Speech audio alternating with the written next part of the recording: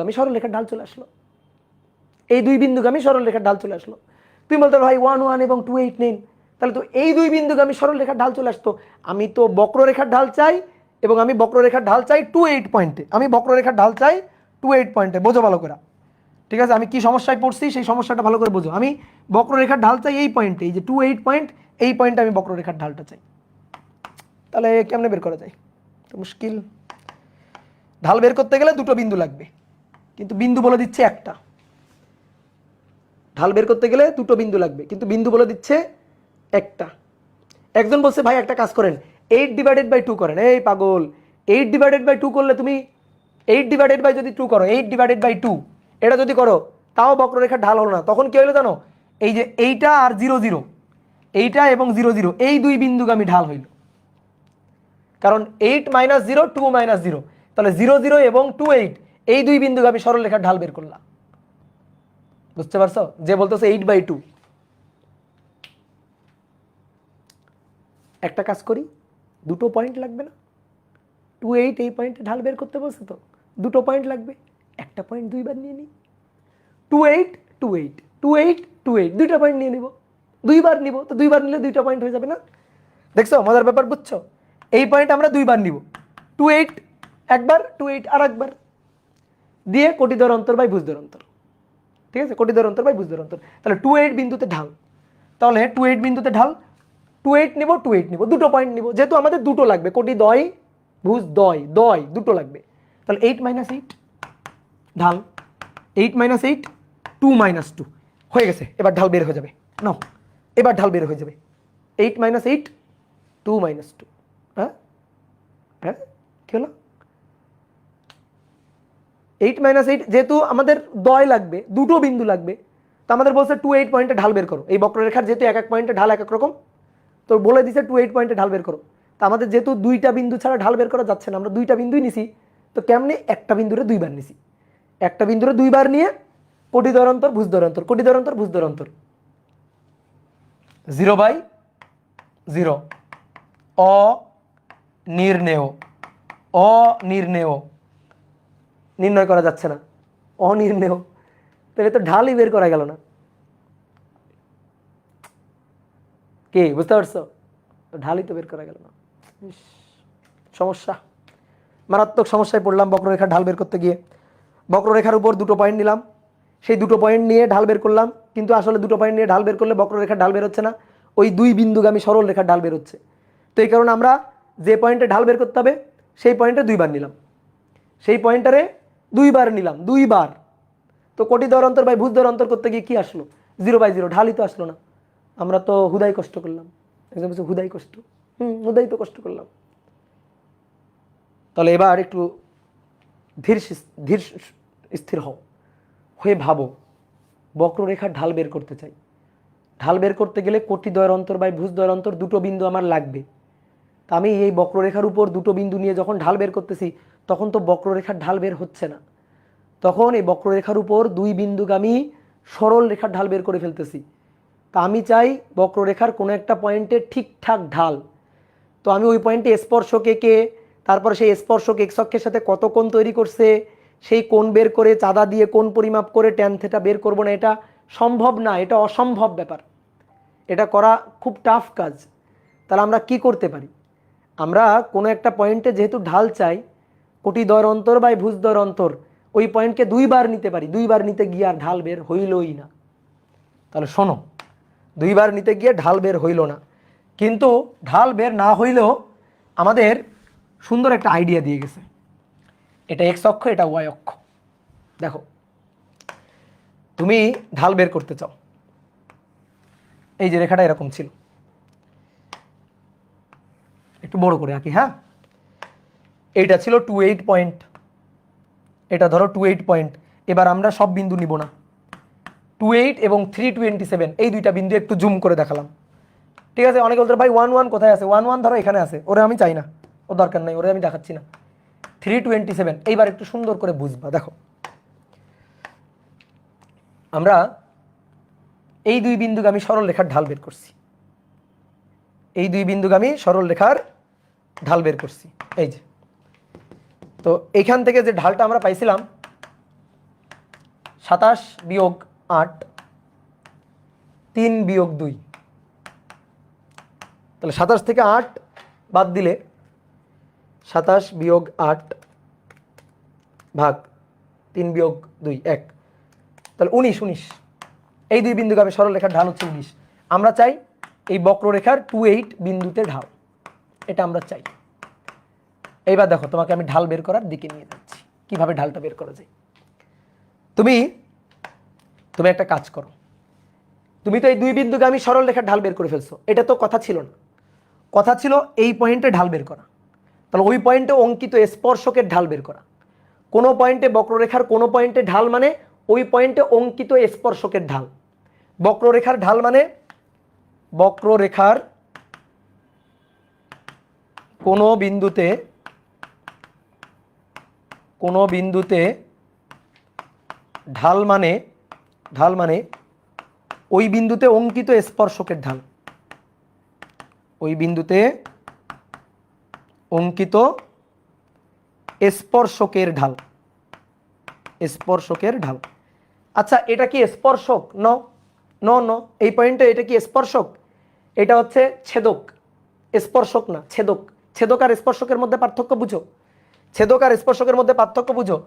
যদি এরকম হয় দেখো, এই যে এটা দুইটা বিন্দু ছেদ করে চলে গেছে, দুইটা বিন্দু ছেদ করে চলে গেছে, আর স্পর্শক একটা বিন্দু স্পর্শ করে চলে যাবে, তো এটা হচ্ছে ছেদক আর স্পর্শক। হ্যাঁ, তাহলে এটা হচ্ছে ছেদক, আমার লাগবে এই পয়েন্টে অঙ্কিত স্পর্শক। আসো ওই পয়েন্টে স্পর্শকটা এঁকে ফেলি, ওই পয়েন্টে স্পর্শক আঁকি। এই পয়েন্টে স্পর্শক,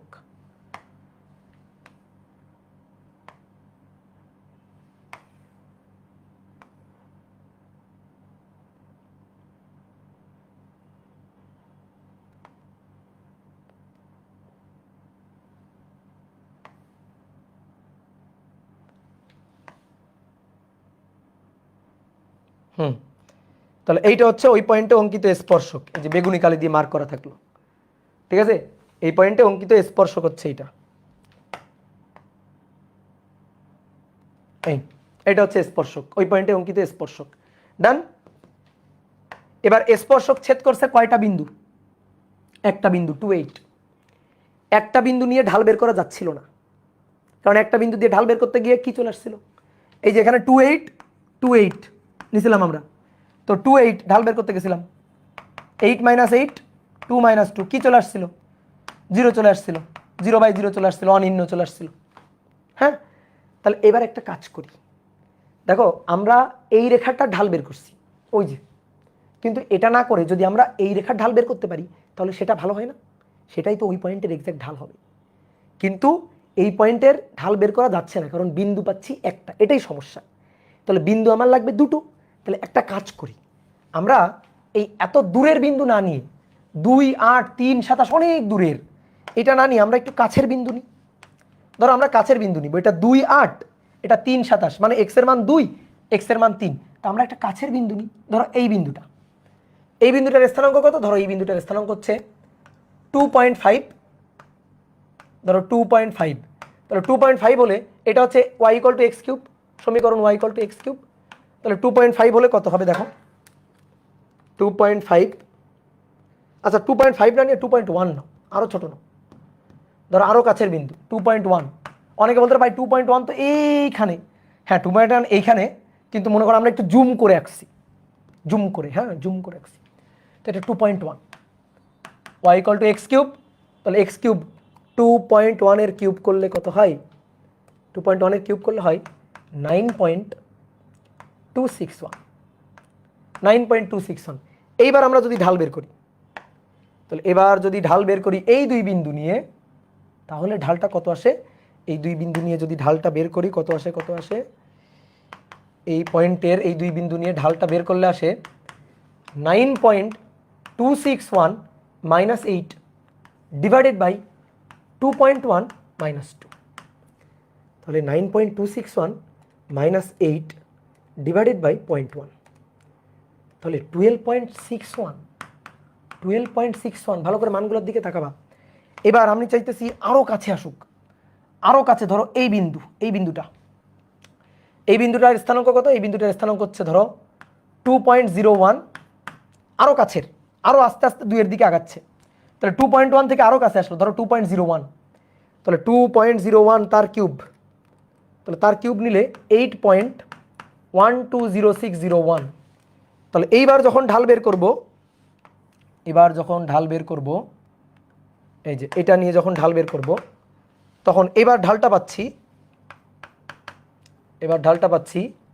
8.120601 মাইনাস 8 কোটি দ্বয়ের অন্তর, এই যে এইটা আর এইটা কোটি দ্বয়ের অন্তর, ভুজ দ্বয়ের অন্তর 2.01 মাইনাস 2, তাহলে 12.0601।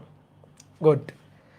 আমরা আর একটা কাছে বিন্দু নিব, ধরো আরও কাছের একটা বিন্দু নিব, এই যে আরও কাছের এই বিন্দুটা, এই বিন্দুটার স্থানাঙ্ক কত? 2.001, তাহলে 2.001 তার কিউব করলে 8.012006, তারপর আরেকটু কিছু আছে, ওটা লাগবে না। তাহলে এইবার আমরা যে ঢালটা পাবো, দেখো এবার দেখো, এই যে এই দুই বিন্দুগামী ঢাল, তাহলে এবার ঢালটা হবে 8.012006 মাইনাস 8 ডিভাইডেড বাই 2.001 মাইনাস 2, 12.006। ওকে, ডান। আস্তে আস্তে দেখো তো, আস্তে আস্তে ছেদক মানে নীলকালির যে ছেদক, আমি কি করতেছি, বিন্দুটাকে আস্তে আস্তে 3.27 থেকে আস্তে আস্তে কাছে নিয়ে আসতেছি। ধরো কাছের দুইটা বিন্দু নিয়ে আসতেছি, তাহলে কাছের দুইটা বিন্দু আস্তে আস্তে কাছে নিয়ে আসতেছি। আমাদের আসলে এই যে বেগুনি কালির যে স্পর্শকটা ছিল, ওই স্পর্শকেরই ঢাল লাগবে, ওটাই আসলে প্রকৃত ঢাল। তো আমরা দুইটা বিন্দু নিয়ে ঢাল বের করতে চাই, এই কারণে দুইটা বিন্দুর জন্য আমার ছেদকই লাগবে, কারণ ছেদক দুইটা পয়েন্টে ছেদ করে যায়, দুইটা বিন্দুর জন্য আমার ছেদকই লাগবে। তো আমি চেষ্টা করতেছি ছেদকটাকে স্পর্শকের কাছাকাছি নিয়ে আসার, তাহলে তখন আমি ছেদকের ঢাল বের করব, ওটাই স্পর্শকের ঢাল হয়ে যাবে, সেটাই 28 পয়েন্টের ঢাল হবে। বুঝলা কাহিনী? চালাকি বুঝতে পারছো কি চালাকিটা করছি? আমি যদি স্পর্শক নিই, তার বিন্দু তো একটা, এই একটা নিলে তখন 0/0 চলে আসে, 8 - 8 0, 2 - 2 0, তাহলে একটা বিন্দু নিয়ে ঢাল বের করা যাবে না, বিন্দু নিতে হবে দুইটা। তো দুইটা বিন্দু দূরে দূরে নিলে তো হবে না, দূরে দূরে নিলে তো আর এক্সাক্ট ঢাল আসবে না, পরস্পরের খুবই কাছাকাছি দুইটা বিন্দু নিতে হবে, খুবই কাছাকাছি। যখন খুবই কাছাকাছি দুইটা বিন্দু নিব, ধরো খুবই কাছাকাছি আর একটা বিন্দু হচ্ছে এইটা, ভালো করে দেখো, এই যে এই একটা বিন্দু ছিল আর এই একটা বিন্দু খুবই কাছাকাছি, দেখো এবার খুবই কাছাকাছি নিছি, সেই বিন্দুটা কত জানো? 2.0001, তাহলে 2.0001 হলে হবে 8.0012006। এইবার যখন আমি ঢালটা বের করব, তখন উপরে হবে 8.0012006 মাইনাস 8, নিচে 2.001 মাইনাস 2 হবে 12.0006। ঠিক আছে, 12.0006, এখানে একটা 0 হবে, 12.0006, এই হচ্ছে ঢাল। কি কথা বুঝছো? তাহলে এইবার দেখো, এই দুইটা পয়েন্ট নিয়ে ভালো করে দেখবা, বেগুনি কালিটার দিকে তাকাও, বেগুনিটার দিকে তাকাও, এবার দেখো নীলটা বেগুনিটাকে খেয়ে ফেলতেছে, দেখো এবার এই যে এই সবুজ দুইটা পয়েন্ট দেখো, তাকাও সবুজ দুইটা পয়েন্ট নিয়ে যখন আমি এবার ঢালটা বের করতে যাব, তখন সবুজ দুইটা পয়েন্ট নিয়ে যে স্পর্শকটা মানে যে ছেদকটা আমি আঁকবো, সেটা দেখো পুরো বেগুনি কালিকে খেয়ে ফেলতেছে, দেখো পুরো বেগুনিটার উপর বসে গেছে, দেখছো পুরো বেগুনিটার উপর বসে গেছে, নীলটা পুরো বেগুনিকে খেয়ে ফেলছে, দেখছো? এইটাই হচ্ছে কাহিনী, যে একটা বিন্দু দিয়ে তো ঢাল বের করা যাচ্ছে না, স্পর্শক তো একটা বিন্দু দিয়ে স্পর্শ করে যায়, ঢাল বের করা যেহেতু যাচ্ছে না, এই কারণে আমরা বিন্দু নিব দুটো, কিন্তু সেই দুটো বিন্দু অনেক দূরে দূরে নিলে হবে না, তাহলে সেই দুইটা বিন্দু এমনভাবে নিব যেন ওই স্পর্শকের কাছাকাছি একটা ছেদক থাকে, স্পর্শকের মতোই, দেখো স্পর্শকের মতোই ছেদক, মানে পরস্পরের খুবই কাছাকাছি দুইটা পয়েন্ট নিব, দুইটা পয়েন্ট নিয়ে তখন আমি ঢাল বের করব, তাহলেই সেটা এক্সাক্ট ঢাল হবে। এইটাই হচ্ছে কাহিনী। এবার তুমি ঢালগুলার উত্তরের দিকে একটু তাকাও, দেখো 19 থেকে 12.61, দেখো 19 থেকে 12.61, 12.61 থেকে 12.06, এটা থেকে 12.0006, 12.0006 দুইটা বিন্দু আরও কাছে নিলে, দুইটা বিন্দু আরও কাছে নিলে, আরও কাছে নিলে অ্যান্সার কত আসতো? 12.000006। আরও কাছে নিলে 12.000006, আরও কাছে নিলে 12.00000006 এটা আসতো। তাহলে বলো বলো ঢাল কত? ঢালটা আসলে কত হইতে চাচ্ছে বলো, কত হইতে চাচ্ছে? ইয়েস, ঢাল হইতে চাচ্ছে 12। তাহলে ঢাল হবে 12, এটাই হচ্ছে অ্যান্সার। ঢাল হবে 12, এটাই হচ্ছে অ্যান্সার। এই ঢাল 12 এর মানটা, এই 12 এর মানটা এই 0/0 থেকে আসা উচিত ছিল, আসা উচিত ছিল। এই 0 এই যে 8 - 8 2 - 2 8 - 8 2 - 2 এটা থেকেই ওই 12 এর মান আসা উচিত ছিল। বাট দুঃখের বিষয় 12টা আসে নাই। কেন আসে নাই? কারণ 0/0 তো অনির্ণ। কিন্তু কেউ যদি তোমাকে জিজ্ঞেস করে ভাই বলতো, ভাই বলতো এই 0/0 এর মানটা তো অনির্ণ, মানে যে কোনো কিছু আসলে হয় অনির্ণ, নির্ণয় করা যায় না সুনির্দিষ্টভাবে। তো কেউ যদি তোমার জিজ্ঞেস করে ভাই বলতো, এইটা দেখে একটু বলতো যে এই 0/0 এর মানটা কত হইতে চাচ্ছে, কত হইতে চাচ্ছে? ইয়েস, 12 হইতে চাচ্ছে। যে 0/0 এর মানটা 12 হইতে চাচ্ছে। যে 0/0 এর মানটা কত হইতে চাচ্ছে? 12 হইতে চাচ্ছে।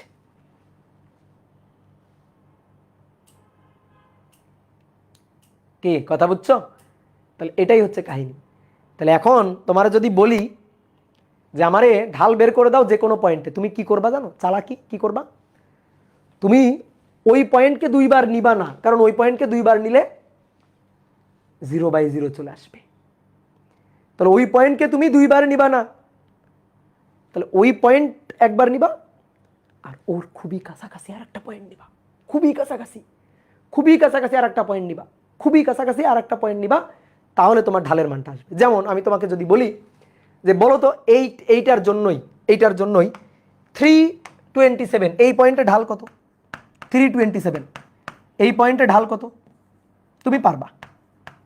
এই বিন্দুতে ঢাল, এই বিন্দুতে ঢাল বের করতে তুমি পারবা। কেমনে? তুমি এই বিন্দুর কাছাকাছি দুইটা বিন্দু নিবা, তাহলে একটা নিবা হচ্ছে 3 আর একটা নিবা 3.001। আসো 3.001 নিবা, তাহলে 3.001 নাও, তার কিউব করো। দেখি তোমরা কত বলছো, অ্যান্সার কত বলছো দেখি, অ্যান্সার বলো তো দেখি তোমরা কেমন পারো, বলো অ্যান্সারটা বলো দেখি, অ্যান্সার বলো।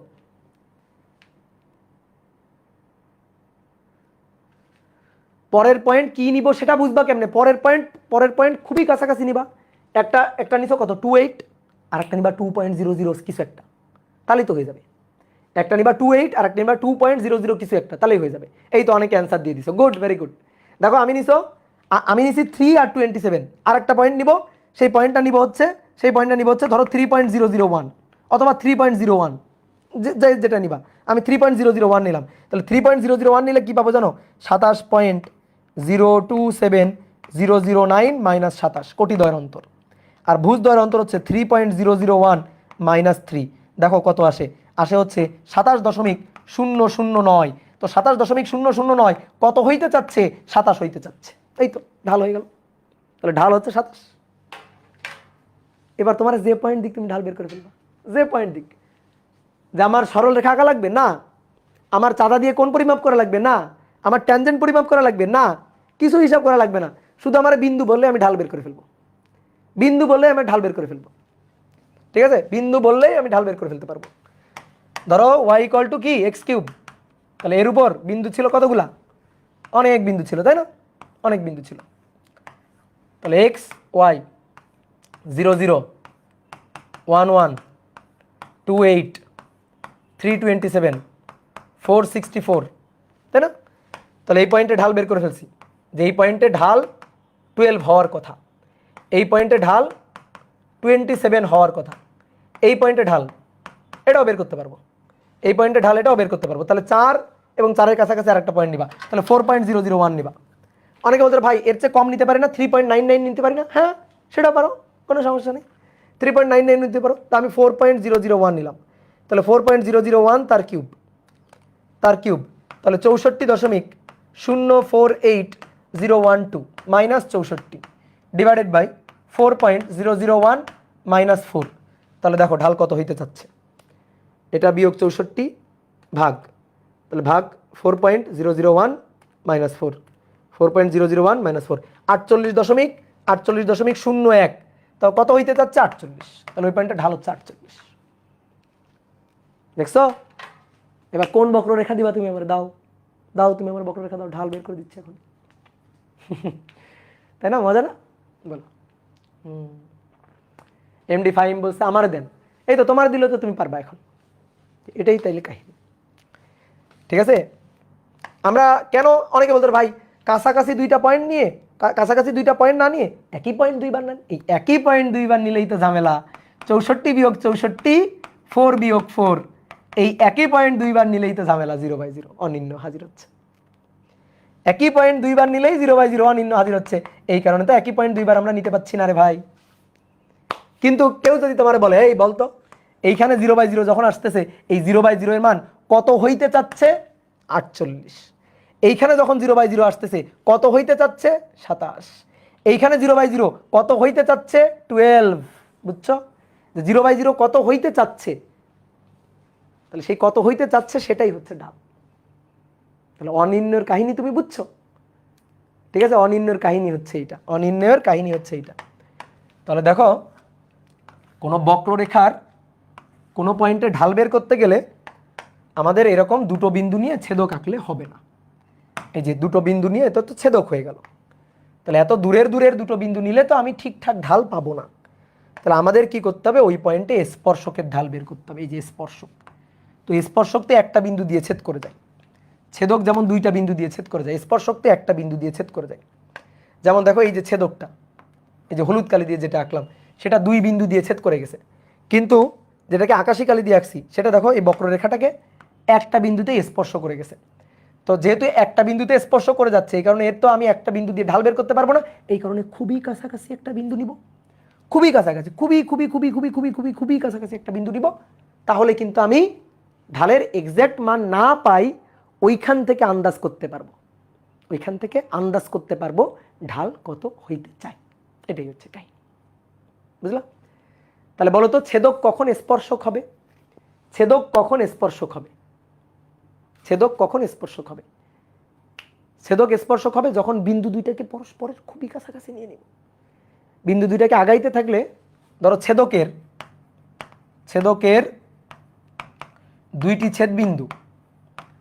দুইটি ছেদবিন্দু পরস্পরের খুবই কাছাকাছি আসতে থাকলে, পরস্পরের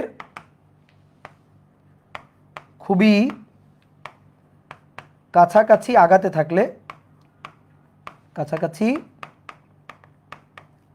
থাকলে, তখনই ছেদক হবে টেন্স টু স্পর্শক। তখনই ছেদক আস্তে আস্তে কিসে রূপান্তরিত হতে যাবে? স্পর্শকে রূপান্তরিত হতে যাবে। বোঝো নি এই কথাটা? দেখো এই কথাটা বোঝো কিনা। ছেদক টেন্স টু স্পর্শক হবে কিভাবে? এটা কি ছেদক, এটা কি ছেদক, এটা কি ছেদক?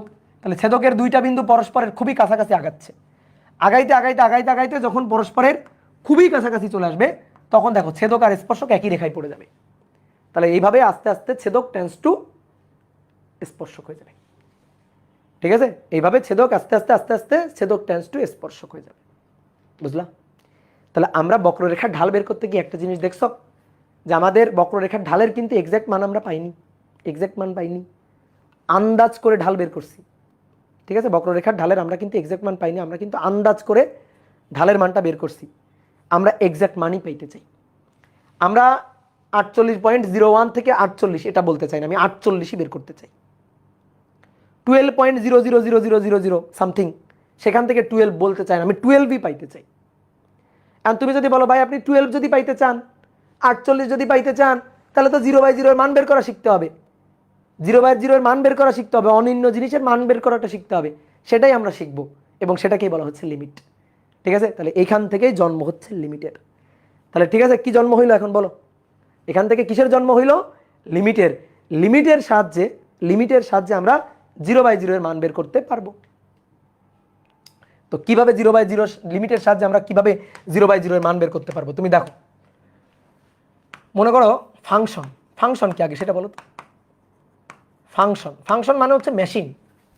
এই যে ক্যালকুলেটরের বোতামগুলা না, এই বোতামগুলো ভাই এক একটা ফাংশন। যেমন ক্যালকুলেটরের বোতামের মধ্যে একটা আছে না এক্স স্কোয়ার, তো y equal to x square, এটা একটা ফাংশন। এই যে y equal to x square, এটা একটা ফাংশন। এই এক্স এর মান তুমি ইনপুট দিবা, এটা ইনপুট, এখানে ইনপুট দিবা, দিয়ে এখান থেকে তুমি ওয়াই এর আউটপুট পাবা। তাহলে কি হবে, এক্স এর তুমি যে মান ইনপুট দাও না কেন, এক্স এর তুমি যে মান ইনপুট দাও না কেন, এই ফাংশনের কাজ হচ্ছে তাকে বর্গ করে ছেড়ে দাও। Y equal to x square, this is function. এই ওয়াইকে আমরা এফ অফ এক্সও বলতে পারি, f of x equal to x square. F of x মানে y, y equal to x square. তাহলে এক্স স্কোয়ার এটা একটা ফাংশন, এর কাজ হচ্ছে এক্সকে ইনপুট নিবে, নিয়ে বর্গ করে ছেড়ে দিবে। অর্থাৎ এই ক্যালকুলেটারে যে এক্স স্কোয়ার বোতামটা আছে, আমি 2 ইনপুট দিব, তারপরে ফাংশন এক্স স্কোয়ার চাপ দিব, দিয়ে যখন আমি সমান চিহ্ন চাপ দিব তখন 4 পাবো। তাহলে আমার কি করলো, ওই বোতামটা কি কাজ করলো, ওই বোতামটা কাজ করলো যেটাকে তুমি এক্সে ইনপুট দিছো তারে বর্গ করে ছেড়ে দিছে। ঠিক আছে, তারা বর্গ করে ছেড়ে দিছে, এটাই হচ্ছে কাজ করলো। তো আমরা যেটা ইনপুট দিতে পারি সেটার বলা হয় ডোমেইন, বুঝতে পারছো? যেটার ইনপুট দেওয়া হয় সেটা বলা হয় ডোমেইন। আর যেখান থেকে আউটপুটটা আসে ওইটারে বলা হয় রেঞ্জ। পড়ছো তোমরা 9 10-এ ডোমেইন রেঞ্জ পড়ছো না? কোন একটা ফাংশনের ডোমেইন রেঞ্জ কেমনে বের করে?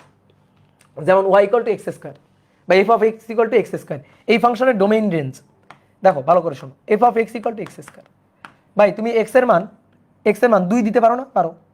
এক্স এর মান -2 দিতে পারো না? পারো। এক্স এর মান 0 দিতে পারো না? পারো। তো যে কোনো রিয়েল নাম্বার ইনপুট দিতে পারো, যে কোনো রিয়েল নাম্বার ইনপুট দিতে পারো। তাহলে এই ফাংশনের domain of this function, domain of F কত? যে কোনো রিয়েল নাম্বার, রিয়েল নাম্বারকে এভাবে লেখা হয়। ঠিক আছে, যে কোনো রিয়েল নাম্বার তুমি এখানে যে কোনো জিনিস ইনপুট দিতে পারো, -2 ইনপুট দিতে পারো, 0 ইনপুট দিতে পারো, 2 ইনপুট দিতে পারো। কাজ হবে, এই ফাংশনের কাজ হবে বর্গ করে ছেড়ে দাও। ঠিক আছে, বর্গ করে ছেড়ে দাও। ওকে, ক্লিয়ার? তাহলে এবার আসো, আমি যদি বলি বলো তো এফ অফ এক্স এর এফ মানে যেটা আমরা আউটপুট পাবো দ্যাট ইজ রেঞ্জ, যেটা আউটপুট পাবো সেটা কি? রেঞ্জ, তাই তো? তাহলে বলো তো এখান থেকে রেঞ্জ কি পাবো? রেঞ্জ, এই ফাংশনের রেঞ্জ অফ এফ, বলো তো দেখি কে বলতে পারে? বলো বলো বলো বলো, এর রেঞ্জটা কত পাবো দেখি, কে বলতে পারে? একজন বলছে 0 টু ইনফিনিটি। দেখো আর প্লাস, এটাকে আর প্লাস দিয়ে লেখা হয়। অর্থাৎ তুমি রিয়েল নাম্বারই পাবা, কিন্তু কোন real number? Positive real number পাবা। পজিটিভ রিয়েল নাম্বারটা তুমি পাবা, তুমি রিয়েল নাম্বার পাবা, বাট নেগেটিভগুলো পাবা না তো ভাই। তুমি -2 দাও, -2কে বর্গ করে ছেড়ে দিবে 4 দিবে, +2 দাও বর্গ করে ছেড়ে দিবে 4 দিবে। তাহলে তুমি কিন্তু নেগেটিভ রিয়েল নাম্বার পাবা না, তুমি পজিটিভ রিয়েল নাম্বার পাবা, আর প্লাসগুলো পাবা। ডান? কাহিনী বুঝছো? কাহিনী কি? তো এই হচ্ছে ডোমেইন রেঞ্জ। মনে করো সাপোজ একটা জুস মেকার আছে, এটা মনে করো একটা জুস মেকার মেশিন, এটা মনে করো ফলের জুস তৈরি করে। ঠিক আছে, এটা ধরো ফলের জুস তৈরি করে। এখন এটা হচ্ছে একটা ফাংশন, এই যে ফাংশন, এখান থেকে তুমি ফলের জুস তৈরি করো। তো কোন ফল দিবা? ধরো আম দিবা, লিচু দিবা, তারপরে পাকা কমলা দিবা, এগুলা দিলে তুমি এখান থেকে সুন্দর করে জুস পাবা। তাহলে এটা হচ্ছে একটা ফাংশন। এই ফাংশনটাকে আমি লিখবো এফ অফ মনে করো ফল, কোন ফল? পাকা ফল আর কি। এফ অফ ফল সমান সমান জুস, এই যে দিস ইজ ফাংশন। এই যে ফলটা আমি দিচ্ছি দ্যাট ইজ ইনপুট আমি দিচ্ছি। ঠিক আছে, আর জুস যেটা পাচ্ছি সেটা হচ্ছে আমার আউটপুট, যেটা আমি পাচ্ছি সেটা হচ্ছে আউটপুট। এবার আমি ইনপুট দিতে পারবো নাকি? আমি এখানে ফল ইনপুট দিব। আর তুমি এখানে ফল ইনপুট না দিয়ে ধরো তুমি মনে করো শুকনা নারকেল, একটা শুকনা নারকেল ইনপুট দিলা, তোমার তো মেশিন ভেঙে যাবে।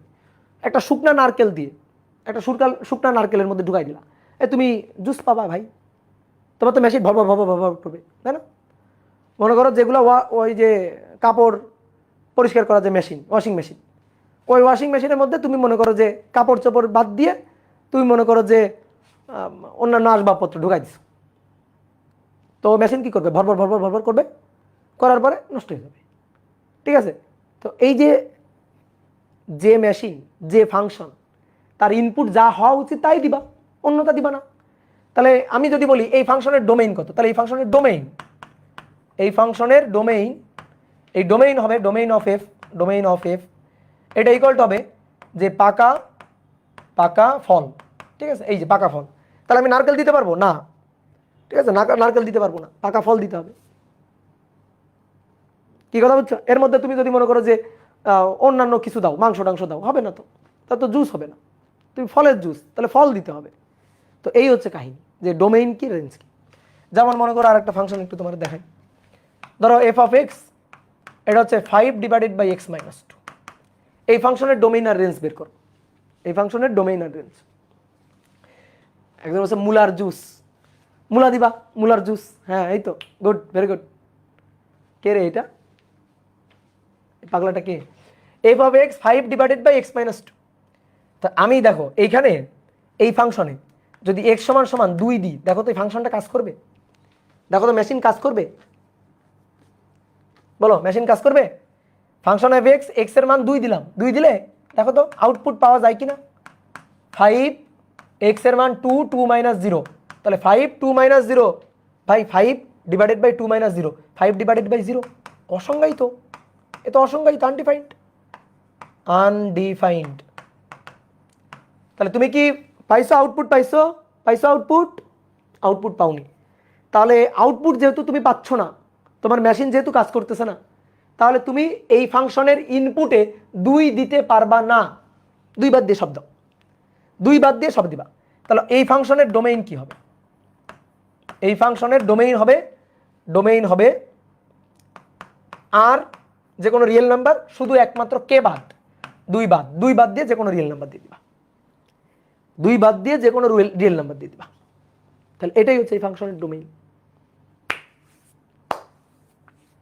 কি বুঝতে পারছো? বলো তো এই ফাংশনটার এই ফাংশনটা কি same function? F of x, x square minus 9 আর এক্স মাইনাস 3, আর f of x, x plus 3। বলো এই দুইটা ফাংশন কি সেম ফাংশন? বলো দেখি তোমাদের কেমন বুদ্ধি। এই দুইটা সেম ফাংশন না।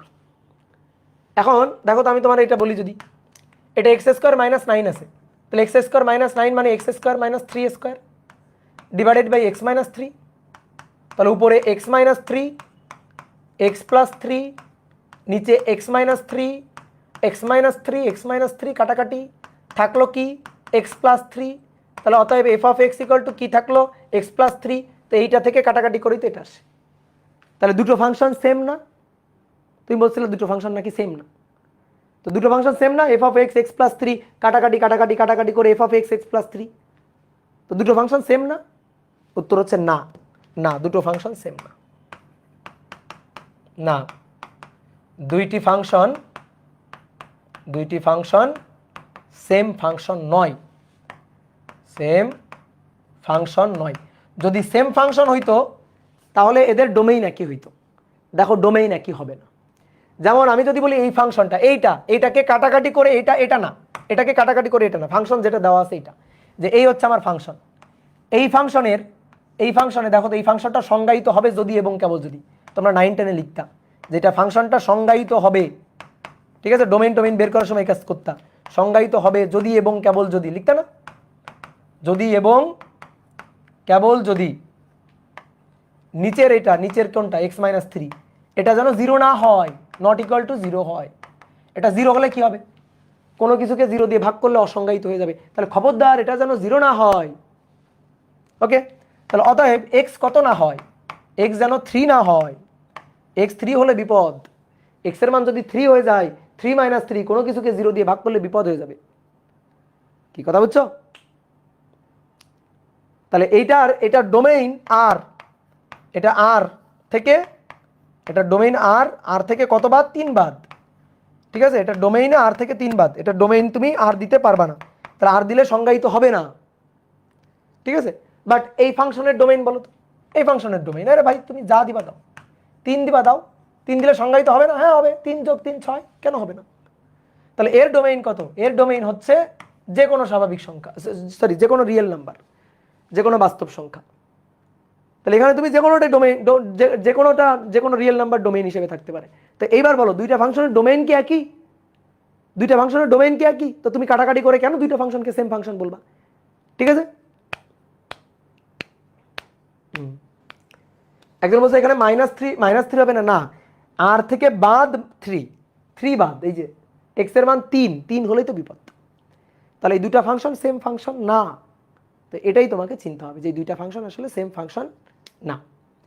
তাহলে আজকে কি লিমিটে যাব নাকি আজকে এখানে থাকবে, বলো তোমরা বলো, আজকে কি লিমিটে পড়াবো নাকি ফাংশন পর্যন্তই থাকবে?